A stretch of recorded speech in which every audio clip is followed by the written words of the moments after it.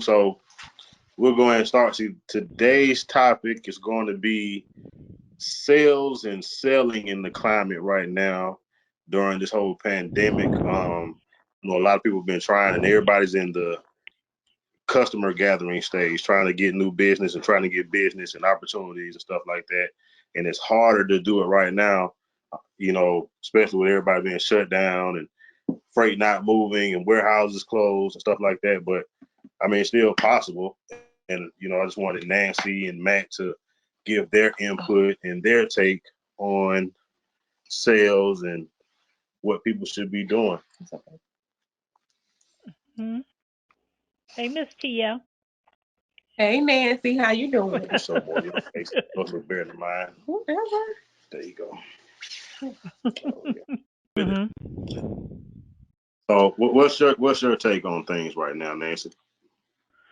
I'm thinking that there's niches and stuff that are really going. The people I think that are having the hard part are only doing food or only doing produce or something like that.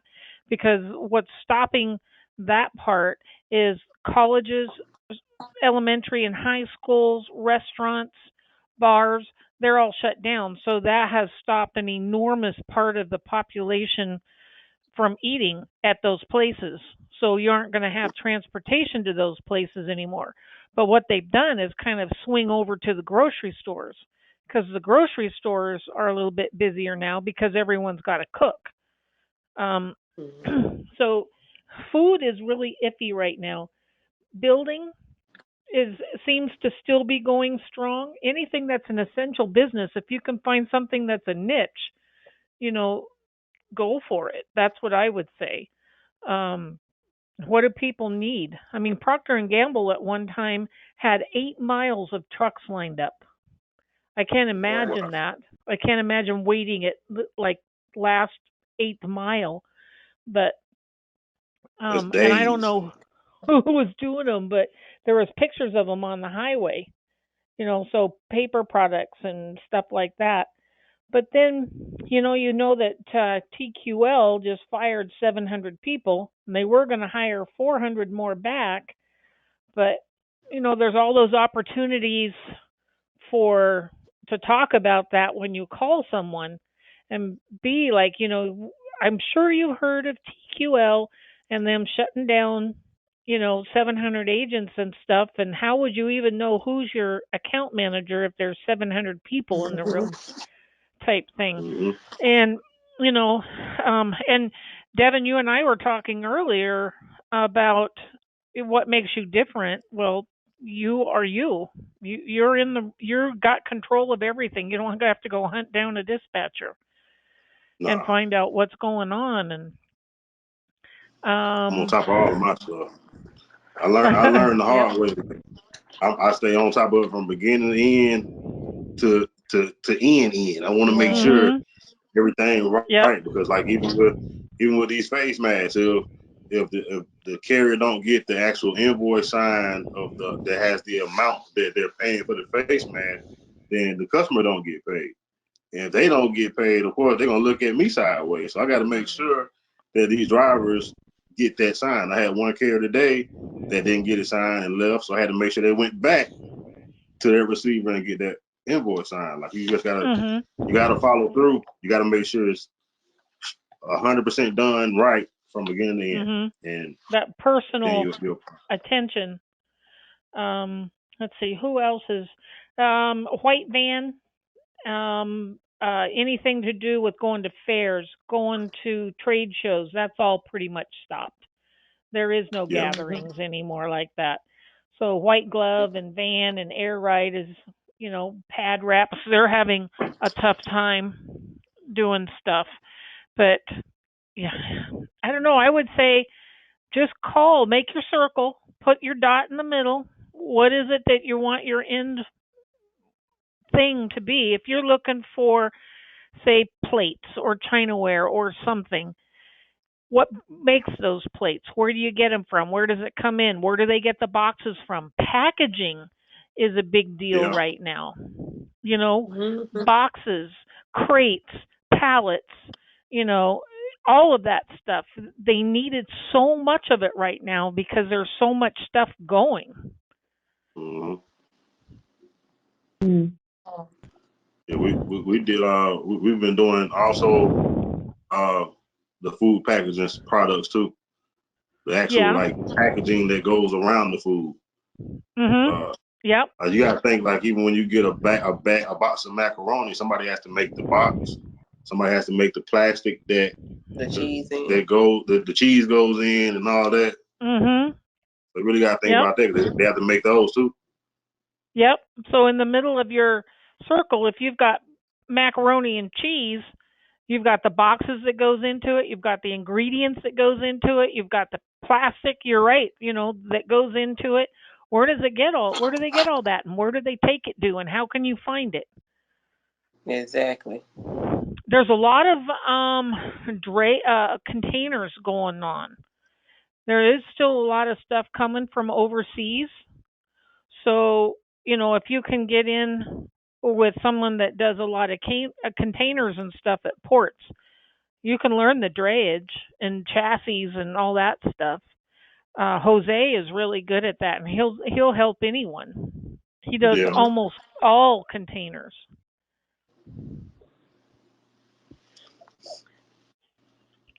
What do you think about like gardening supplies? I know every time we go to Lowe's or Home Depot, it's so many people there buying plants and bark, and everybody's in their yard right now. It seems like that's a hot thing going right now. The thing that's cheap is mulch and rock, but flowers are expensive. You can Mhm. get with nurseries, and any type of berries, blueberries, strawberries, raspberries, when they come ripe and stuff. But a lot of nurseries though go to multiple stops, and they need e-tracks. A lot of them, if they're just going to pull out the rollaway, you got to have an Mhm. e-track in there to strap it in. But Right. nurseries are a big business. Orchids. I used to do orchids, but then he started poaching my trucks and stuff and got pissed off when I told him to knock it off. But that's just unethical. And so I called him out Yeah. on it and I never heard from him again. But my trucks were saying, he's asking if we want to go direct. And then all of a sudden my trucks would be, saying, oh, well, he already called me. And Nah, so Mm. you that's don't bad want business. anything like that. But there's other Right. Now, you orchid wouldn't like it if he places out started there. calling his customers. If you started No. calling his customers, he wouldn't like that. Mm-mm. Heck no. No. And there's some produce, that is good, like that doesn't bounce around and bruise, like cabbage, lettuce, broccoli, cauliflower, corn. Pumpkins, you want to stay away from those. Everyone and their dog goes after the pumpkin patches, when Mm. Halloween and Thanksgiving and stuff coming. And there was one when I was working at One Horn, that they would put stickers on the paperwork. If you want to haul direct, just give us a call. So Oh they're just wow. a bunch of scumbags. That's But crazy. Hey, Devin, I'm on. I comfort. made it. Sorry, Hey, guys. There you Hey go. Matt. What's up, Matt? It's going on. Hey, the video doesn't work though. For some reason, it won't work on my phone, so I'm on just voice. You got an iPhone? I do have an iPhone. Might need to upgrade. For some reason, hell no. I tried that route once. It didn't work out so well for me. so we were kind of Sorry to talking interrupt. about niches. What would be a good niche to look for right now, in your opinion? That's a tough question. So, I mean, obviously, the easy answer would be you go to something like sanitizers and toilet paper and, anything that's being used in the medical field, medical distributors, things like that. However, that's not a unique idea. So, I don't think it's going to work out too well because, the thing is, it's not about a niche to go for. It's about a niche that you know. That's really what it comes down to. You got to think about, what do you know? What industry can you talk the talk? Because you call up and just generically talk about moving freight, and using the simple terms, people are going to be too impressed by that, I feel. People get impressed when they feel that you're maybe targeting them, and maybe you know something about their industry. So, the easy answer I always give for me is to talk about IBC totes. No one knows what the hell an IBC tote is, right? But I do. And I start talking language, hey, you sell 275s, 330s, you dealing with the return program, or you just selling to fillers, right? Everything I just said, many of you may not know what I'm talking about, but my target does, and then he or she will know that I understand the market. So, and to backfill that, IBCs are intermediary bulk containers, basically big plastic milk jugs that people fill with liquids and chemicals for the small production of something.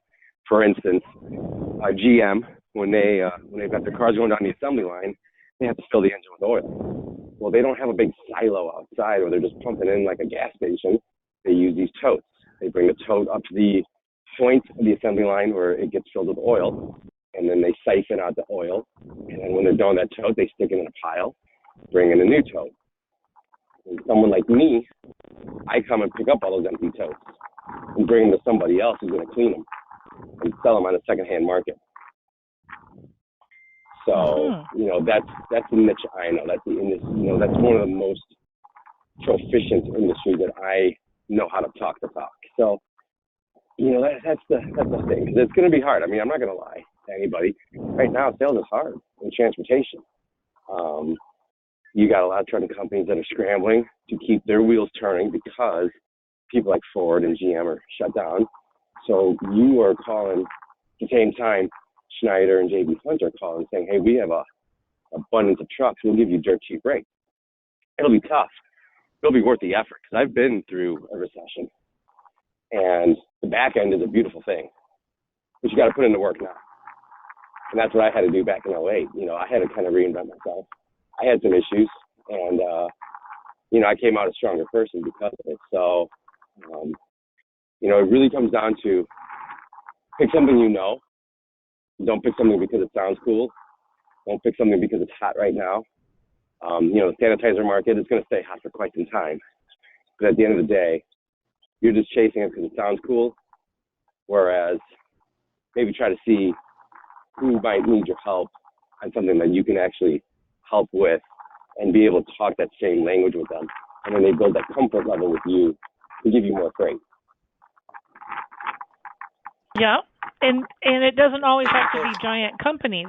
My little coffee company that I moved cold brew coffee for, I didn't know anything about 6 years ago, but I know all about their business now, and they just picked up a new customer that they're sending coffee to. And I can talk to that customer. I use that customer. It's Hungry Root. I used to buy and still do sometimes their food products. It's food products that they send home to you, and you can cook it or not cook it or heat it up or whatever it is. But those are extremely busy right now because people don't want to cook that aren't used to it.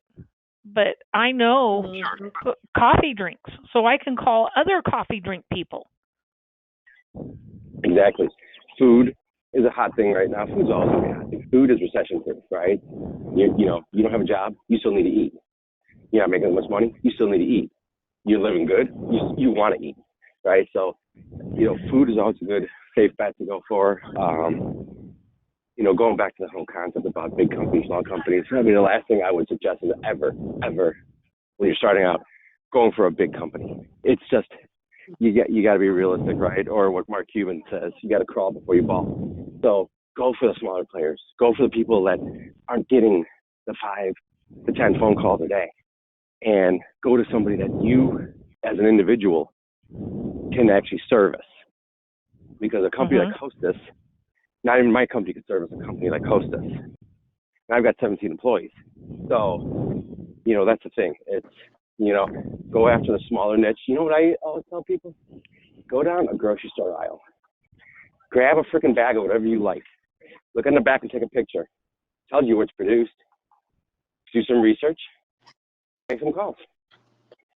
And the other thing I like to recommend, this is the biggest thing. I've talked about it in in an agent forum before down in Florida.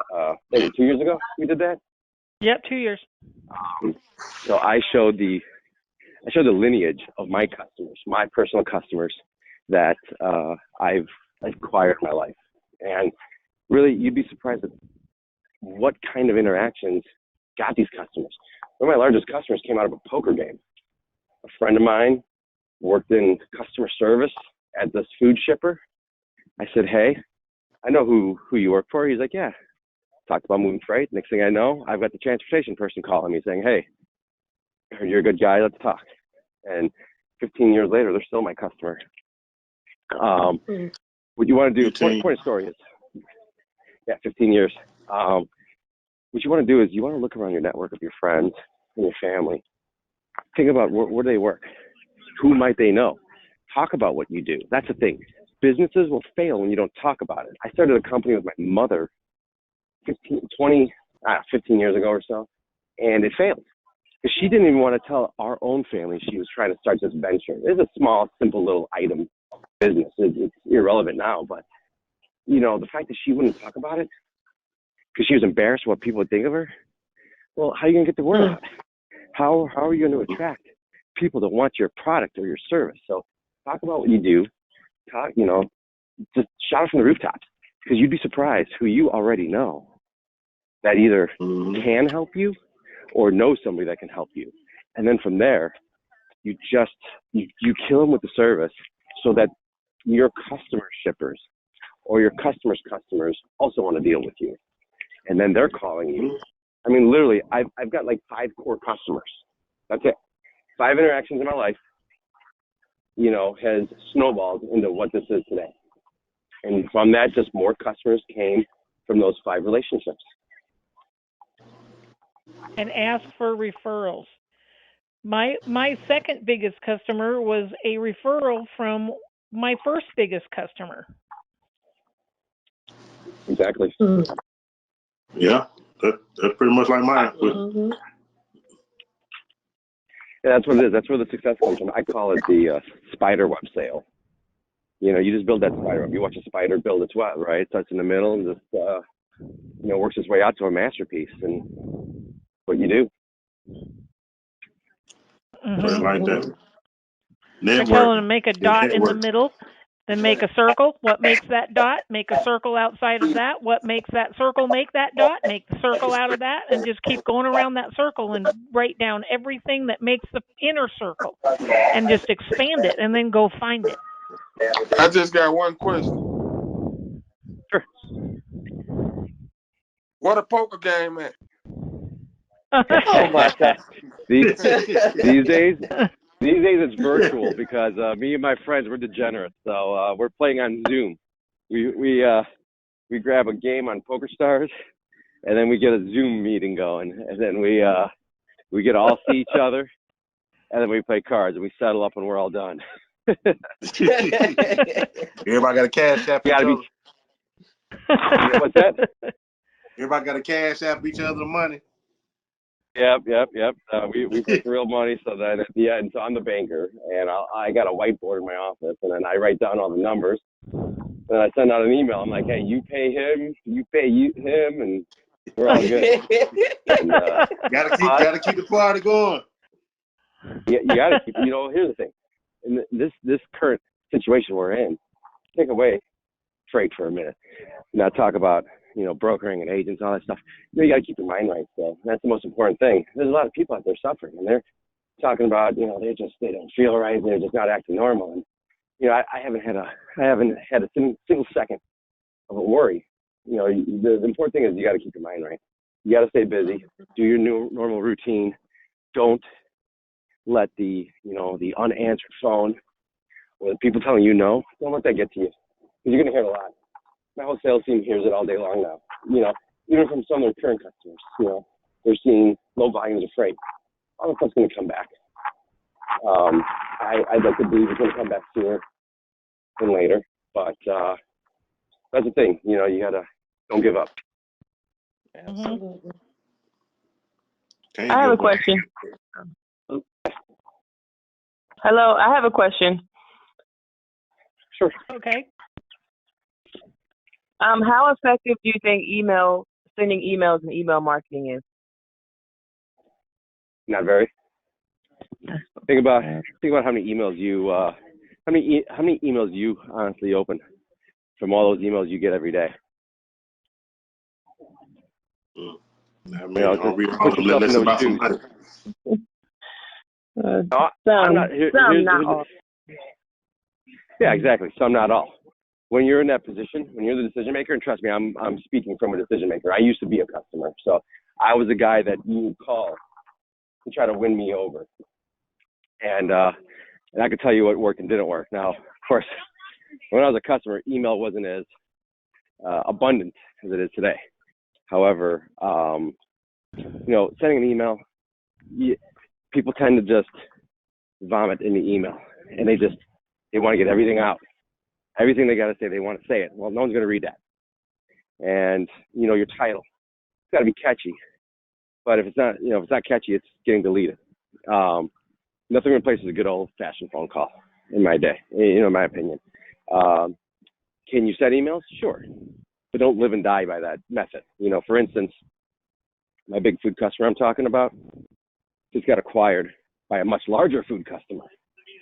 Well, by default, I get to solicit that customer. But the shipping location still have a decision on who they want to use. So I did an initial introduction. Given the situation we're in, I said, hey, I tried to bring a familiar face to it. I said, hey, I'm a vendor for the company you just bought. I've been there for 15 years. And, love a shot at moving your stuff as well. And so I got a couple of responses. I got a couple, so at this point I've gotten several non-responses. But I'm going to follow up with phone calls. I'm not going to live and die by that email. I'm not saying another one saying, hey, did you get my email? Hey, I still want to talk to you. I'm gonna put it So that's the thing. I only did it because, one, I had about 25 contacts to rattle through. So I wanted to at least get the ball rolling and at least get the first wave of replies. But also, the way I worded it and titled it, there is a level of familiarity. If you are straight up cold calling somebody, just call. Don't send an email because they're not going to know who you are. You're not going to say anything that's going to bring you name recognition. I did because it's their own company basically at this point is what I was, name dropping. So big email marketing campaigns, don't pay for that stuff. Not worth it. If you are paying for that, buying leads, you can do. I mean, I've done it. I'm currently working through a list of about 50,000 leads, and having a call center call them for me to open that door. And that's the thing. The phone call will always trump the email, in my opinion. This is a relationship game. This isn't, it is a numbers game. But at the end of the day, the relationship is what really keeps you inside that customer. That's right. Okay, thank you. You're welcome. Really appreciate that, Matt. Thank you so much for all your man. insight. I know your time valuable, man. No worries, man. I'm just getting my exercise on. So I sound a little out of breath. I just got done walking 9 holes. The gate 2 times. Yeah, walk that gate. I want you to film it too. I put it on the ground. Put it on the gram, buddy. So, all right. Anyone else got anything or? That was some great information. Real good insight. Appreciate it. I made sure I recorded welcome. everything. That way, anybody who came late, they can go back and look at it. I'm sure out to everybody. I like the advice of. Oh, go ahead. I can always jump on another call sometime. So just let me know, Devin. I definitely will, man. I really appreciate it. After we meet, I want to be invited to them poker games. All right, that sounds good, man. I see to it. So, all right, everybody. Hey, good luck up there. Like I said, just keep your head up. It's gonna get frustrating. But trust me, I'm speaking from absolute experience. The back end of a recession is fantastic for people in our position. Okay, so just know that. Oh yeah. Right. Yes, sir. Mm-hmm. I'm just waiting. I know it's gonna be like, boom. And then I get that double R. There you go. I can't wait to see that one on the gram.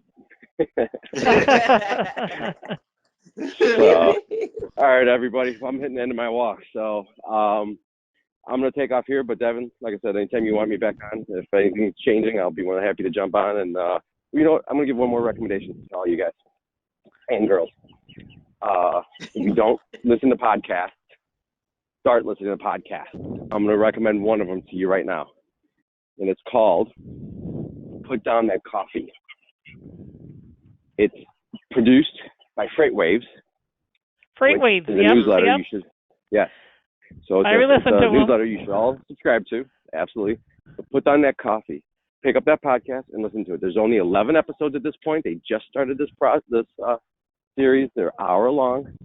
It's about selling in the transportation marketplace. It's not about selling in general, because who cares about that? Your sale is completely different than most sales in the world. And they speak to you about selling brokerage services, which is exactly what you're doing. So I highly recommend it. I like it. You will pick up ideas and, go with that. Did you listen to the one that had the cold caller on there? Yeah, I think it was like 2 weeks ago, I think. It was excellent. No, I'm not there yet. I'm back as when Corona first hit, so I'm a little behind. Oh, it's good. It's a good one. I tell everyone, you join Freightwaves, you listen to that podcast, you look at the trends, you go for the trends. If you know anything about those trends, read up on it and make some phone calls. Okay. Yeah. Most definitely. So, all right, well, I'm going to take off, but Devin, I'll be more than happy to jump on another time with you as well, okay? Thanks, Matt. Yeah. Yes, sir. I appreciate it. All right, everybody, you're Thanks welcome. so much. All right, I'll see you. Bye. All right. There's a lot of great information right there. It was. Yep. For real. He got me pumped. Yeah, I'm telling you, man. Yeah, and I listen to those Freightwaves podcasts, and they are really good. They give you some good ideas on how to be different, how to be special, what to say, when to say it, where to go find it. It's really good. And I agree with him. I'll listen. Email blasts, they might get you a reply, but make those phone calls. Yeah. Make them personal too. Don't sound like a robot. Don't call anybody with a script. I gave everybody sample scripts, but I don't go off a script when I call somebody. I'm just having a general conversation. I want to make them laugh, make them feel comfortable with me. And like you said, just be different. Don't be like everybody else. Don't call as a salesman. Call as a person first. Introduce yourself, and then try to, go from there. Mhm. And everyone's working from home now. That's something that you have in common. You can ask, do you have an office in your house? Are you quarantined in? What do you think about that? I miss going out to a restaurant for fish fry on Friday night. What do you miss? Yep. I was talking to one of my cousins about sitting in rocking chairs on the front porch. Right. He's like, oh, I just love that. You know what I'm saying? Like, it just, because, even if you got customers, you're still technically making sales calls because you got to keep up that relationship with them, Yep. So. It's like out of sight, out of mind. Yeah, it don't stop. It is. Don't stop. It don't stop. Don't stop. Damn, you need to get out there rocking chair, boy. You picking up, boy. Well, she been cooking, man. We stuck in the house. What can we do but eat and work? Walk up and down that mile-long roadway you got for a driveway. I know, right? I walked. Now I did. I walked. Got a trash can yesterday. I'm gonna do like a lap tonight, but I tried to run it. It's just I can't do that. Shoot, if he picking up, that mean I'm picking up. We both go for it. Mm-hmm. Yeah. All right. Well, I'm gonna head out and let me know when you'd like to see me again. Yes, ma'am. I appreciate Thank you, so much, Nancy. All right. We'll talk to you later. All right. Bye, everyone. Bye-bye. Thank you, Nancy. Stay out Thank you, Nancy.